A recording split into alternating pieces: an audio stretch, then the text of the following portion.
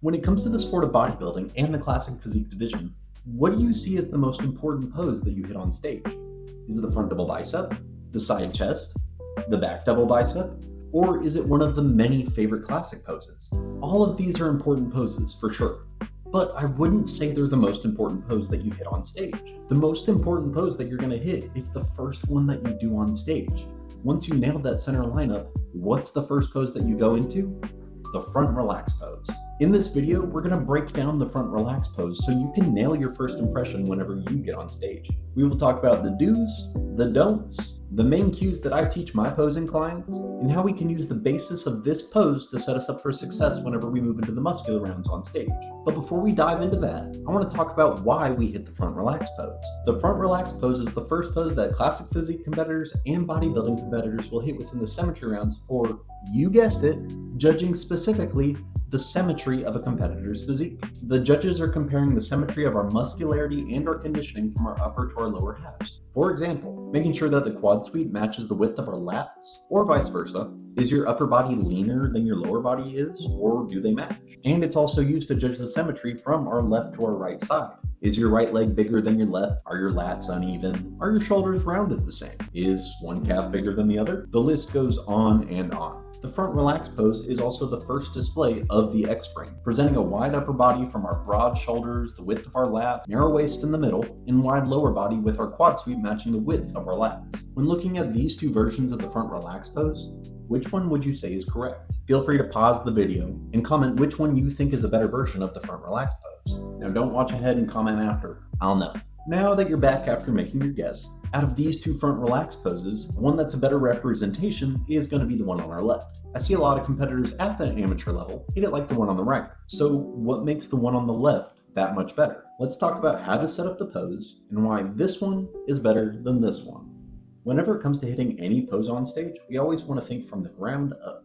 So let's start with the feet. Once you hit your spot on stage, plant your feet shoulder width apart. And then thinking about the hands on a clock, we want our feet to face in the directions of 10 and 2. We want to keep our weight distribution towards the heel and towards the outsides of our feet. Coming up to the knees, we want to keep a soft bend to the legs and not lock our knees out. Sure, locking the knees out is an easy way to flex the quads, but there's so much more detail to the legs that you can show off if you set your legs up correctly.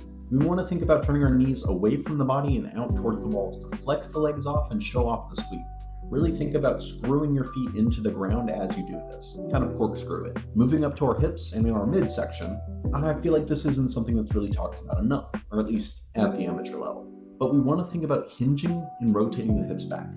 Kind of like you're getting ready to set up an RDL. Imagine you have a pole that goes in through the right side of your hip and comes out the left, and rotate those hips back. This will allow you to get a better activation with the rectus femoris, which is at the top part of the quad. Another reason that we want to think about rotating and hinging those hips back is to push our waist away from the judges. With where the judges are sitting, they're not sitting directly in front of us at eye level. They're in front of us and below us. If we're standing straight up and down, our lower body is going to appear bigger than the upper body, making us, you guessed it again, look asymmetrical. So again, rotating and hinging the hips back away from the judges is going to give us the illusion of a smaller waist and fit into that X-frame criteria that much better. Whenever we're looking at the core, there's a couple ways that we can hit this as well. For myself, I'm going to be pulling a vacuum whenever I hit the front relax pose. But for other competitors, you can hit this with an elongated torso, you can crunch down on your abs, or you can pull a vacuum as well. This all can vary depending on what's going to suit your physique the best. Since we're pushing our hips back away from the judges to give the waist an illusion of being smaller, we don't want the upper body to do the same. Now, moving up to the chest, think about having a string attached to the center between your pecs. We want this string to be pulling us forward and up, keeping the chest right above the toes. This is going to keep your legs forward, making them appear nice and big. The waist is pushed back and the chest is forward as well, giving you that illusion, again, of the X-frame. Then from there, we're flaring the lats out and letting our triceps sit right on top of those lats. Then from your shoulders to your elbows, we want to angle these outward away from the body. And then from the elbow down to the wrist, we want to angle these back in towards our waist.